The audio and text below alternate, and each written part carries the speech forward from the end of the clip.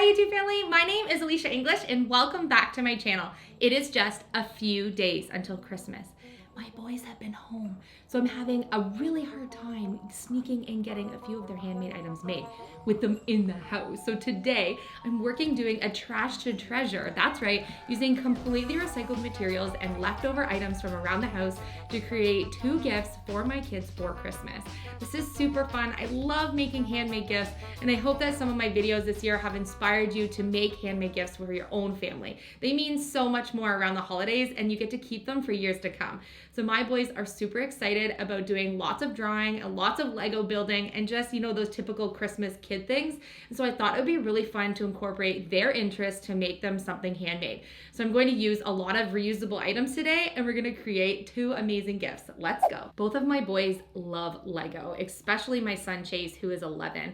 And so one day when I was at the thrift store, I found this background piece for only 50 cents. It was a little bit bent, so I knew that someone probably scrapped it because it wasn't in perfect condition, but that's totally fine for today's project because I'm actually going to cut this background and make a little platform that he can travel with to do a little bit of Lego building, maybe in the car or if we're in the camper or something. And then I'm also going to use a leftover jar from a candle, which I've cleaned out, to make him a little accessories jar that looks like a Lego man head. I thought the shape really resembled what the Lego head men look like, and so I thought this was the perfect jar to save. Again, completely recycled item that normally would end up in the landfill. So while we're renovating the boys' bedrooms and making them the themes that they want, I know that I have lots of scrap pieces of wood that are left from cut ends from making their beds. So I'm going to utilize one of these pieces. I believe this is probably a 1x5, and I'm going to measure the length of what this 50-cent background is. Just gonna make a mark on the actual Lego tray so that I can cut it to be the same width as this side. Then I'm going to cut the actual length. So I'm gonna measure that at the same time, butting it up to the end. Just gonna make a line because I know that's where I'm gonna use my miter saw to cut this a little bit shorter. All right, put this aside, and I'm going to follow my pencil crayon mark with some really sharp scissors and see if I can cut this straight all the way down to be able to put it on top of this piece of wood. I know all the Lego collectors out there are screaming at me for cutting a background for Lego, but ooh, it's cutting pretty good. All right. The circles help you really cut it really straight because you can just run your scissors along the side of the circle. Really good. Perfect. Okay, so now I'm going to use my miter saw. I can use this for something else, but this piece is going to go and get glued onto there. But first, I need to cut this with the miter saw.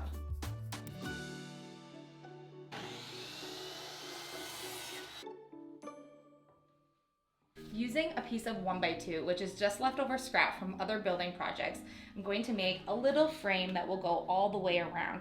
I'm going to do this the same way that I make my wood signs, and that is to create a box frame. I'm not going to do any fancy mitered corners or anything, just something super simple. What I like to do is do the 2 shorter sides last. So I'm going to do the first 2 sides here, make a mark, cut it with the miter saw, and then work my way around.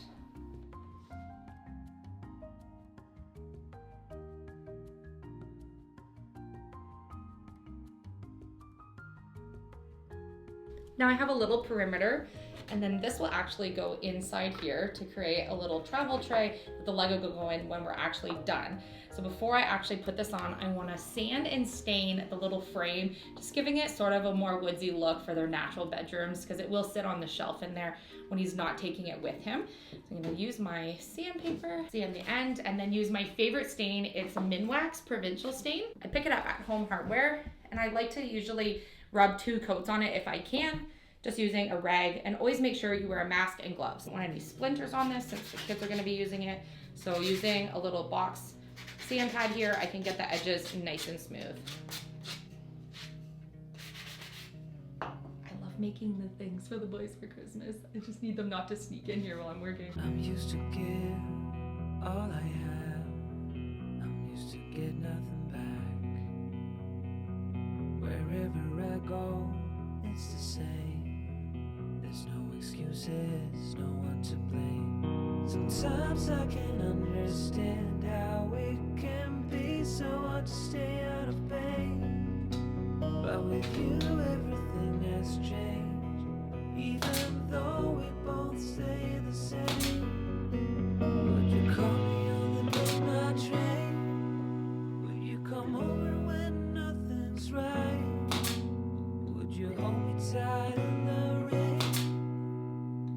And as we're having a fight, say So the last step is to use Gorilla Glue or any type of super glue that you like to actually adhere the background of this Lego plate into your little tray. I want to use a generous amount because I haven't actually made one of these before, but I do know from our little project we did the other day that these backgrounds do glue really well to wood using this Gorilla Glue. So I can get the child proof off the super glue. And you want to kind of go on the flat part between the actual little dots that are there. That way it doesn't just fall into the holes, and then don't glue your hand to it. This stuff dries really quickly. So I'm just gonna hold it down as firmly as I can for just a couple seconds here and let it kind of grip. That way I know it'll be nice and sealed. Super cute. But I wanna make something that can go alongside with this that looks like a little Lego man head. And so I'm going to use that candle jar that I cleaned out and paint it the color of the Lego man head. And then I know that he loves these little Lego men that have the huge smiles on them. They always have different emotions. And so I'm going to replicate that on the front of the jar once I get this painted. Just gonna use a little bit of beauty tone paint that I pre-mixed to try to get a close color to not only yellow that we were using in the rooms, but also the Lego head color, and paint it on the jar. I added just a little bit of water and plaster of Paris to my paint to kind of make it a little bit of a chalk paint to be able to adhere to the glass better, but it's not necessary. You're not gonna be scratching it off really. Ooh, I think this is the perfect color for a Lego man head. I loved the shape of this jar, which is why I chose it rather than just a regular mason jar, because I really thought it was the shape of the Lego character face. Or close enough too that it really resembled it. The key is when you're painting glass to do one coat. Doesn't have to be full coverage necessarily. Let it dry thoroughly before putting on the second coat. I always want to rush it and do a second coat just to get it finished up, but what happens is you start to pull paint from the first layer if you don't let it dry all the way. If you add that plaster of Paris and a little bit of warm water into it, it will dry a lot faster and it will adhere a lot better. Okay, so now I'm gonna not fuss with it and I'm going to leave it. Actually, I'm gonna do a little bit around this. I will paint the bottom after the sides are all dry when I can stand it up on its face, because I'll want the bottom to be painted as well. It's the perfect shape.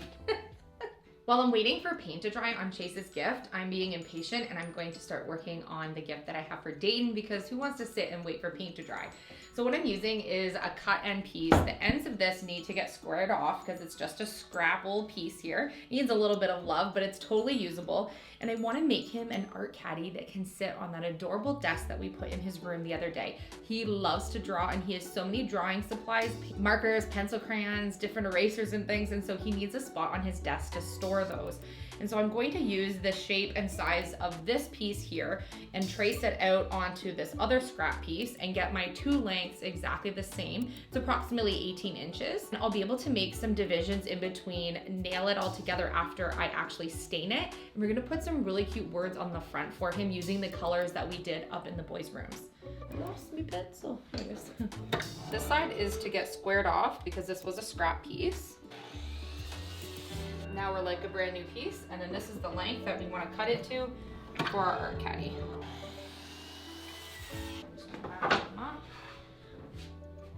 Perfect. Okay, so we have the height of this caddy, which is going to be pretty tall, but that's okay because we want the height to be able to actually hold the pencil crayons and markers so they're not all really laying down. So I'm okay that this is actually a super big piece. If I had a 4-inch piece and I bought new, I'd probably make it just a little bit shorter, but I get to make this for free just with scrap.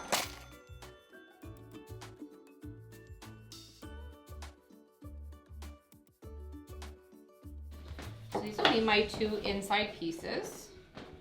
One on one end, one on the other. And because I really like that size and I'm doing it on the inside, I can actually cut a couple of more of these and make little divisions in my caddy. So I'm thinking that I want to make, if I make 3 separations in the middle, I can have 4 whole sections. So I'm going to copy this and make myself 3 more.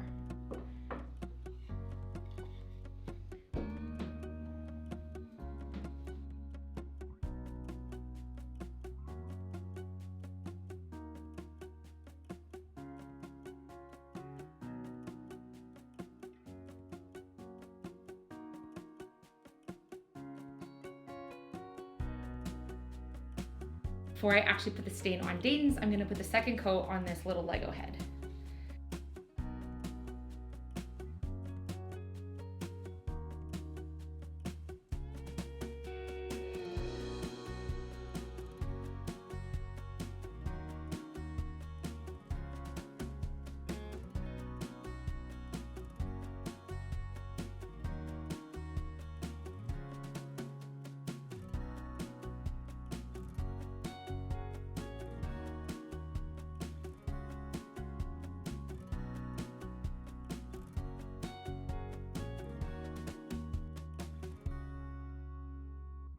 So since I don't have a bottom, I want to just use a really thin piece of cardboard to actually put a bottom on. That way it's not going to be heavier or chunkier, and then I'll just staple it on. So I want to make it a little bit smaller than the actual bottom so that when I nail it on, you don't really see it, and then no wood will scratch the actual top of the little painted desk.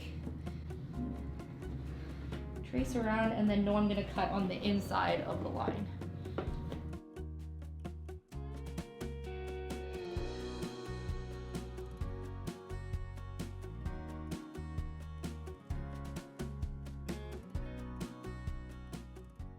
Using my Silhouette Cameo, I created a stencil that says create, and I did some really cute fonts that I just thought were really simple. And what I want to do is use the 6 colors that we used in the renovation of the boys' bedrooms and do each of the letters along the front of his caddy here using those colors. I think it will look super cute. And so I'm going to use a pin, which I forgot in the other room. But I think these letters are big enough where I actually don't need my pin. But I'm going to weed out the lettering of the vinyl here and then transfer it onto the front of this actual caddy that we just built. So I used contact paper to print out my stencil on my Silhouette Cameo. If you want to see how I did that, I do have videos on my channel where I'm doing wood signs and other crafts where I'm using contact paper instead of the pricier vinyl that you would typically buy for your machine. And then I actually use the same material to actually transfer the contact paper stencil onto my item, so I don't have to buy any additional supplies. This saves me so much money making DIYs. And then I always keep the cutoff and scrap to use for that transfer tape. I'm going to peel off the backing and transfer my image onto the caddy. Up and down as well as side to side as much as possible, and then of course I would like it to be straight. Now I do have videos on my channel where I show you how to do this without getting any bleeding, and I get a lot of questions on what to do if the background is stained. And so if your background is stained, you can use a paint color that matches the stain color. I do this all the time, and so I don't actually use my method anymore on how to paint with no bleeding, because after a while you just kind of perfect it and you don't really have to do that step. But if you do need it and you're using a painted background, say you were using white, you would first sponge over your letters using white paint and then go over with the color that you're going to use. That way, any bleeding underneath matches the same color as your background. So for stain, I would find something a similar brown to the stain, go over my lettering with that light brown color, and then do my coloring. So I have the 6 colors that we used upstairs, 2 different shades of a green, a really cute mint, white, mustard yellow, and a beautiful ocean blue. And so I'm just gonna decide which ones I wanna do first. So I think I'm gonna do green first. I'm using little white makeup sponges, and I'm going to blot off as much paint as I possibly can and do more than 1 coat if necessary. That way I don't get any bleeding. You can rewash these. Just throw them in a little laundry sack in your wash machine and use them again.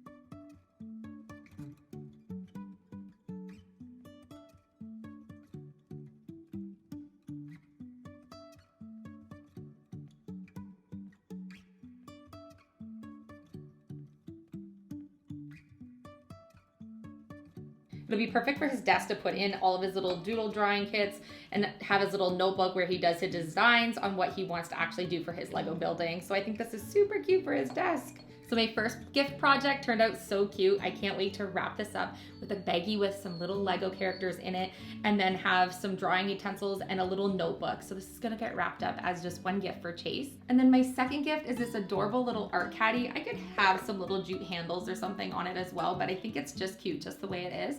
And then I'll be putting some new markers and pencil crayons and a little notebook and erasers and stuff in it for him for Christmas morning, which I'm pretty excited about. So I'm gonna wrap this really cute and then make some custom tags for the kids. So let me know in the comment section what you guys think of handmade Christmas gifts, what you think of what we made today, and if you're making anything unique for your family for holiday Christmas gifts that are handmade, share with us down below because we always are inspired by each other's projects. Thank you so much for being part of my YouTube family. And if you haven't heard our family's news yet, we are starting a second channel called Wild English. I will leave the actual description link in the description box down below. We don't have a custom link yet. We'll get that after 30 days of that channel. But on that channel, you will see a lot of outdoors activities and adventures that our whole entire family will go on. So if you're interested in seeing more of the Elysia English channel, head over and subscribe to that. We have content coming for 2021. I love you guys. Thank you so much for all of your support. I will see you on the next project. If you're interested in using any of the tools or supplies that I used in this video, you can find everything that I used at homehardware.ca. Glue, stain, tools, you name it, they have everything you need for your DIY projects.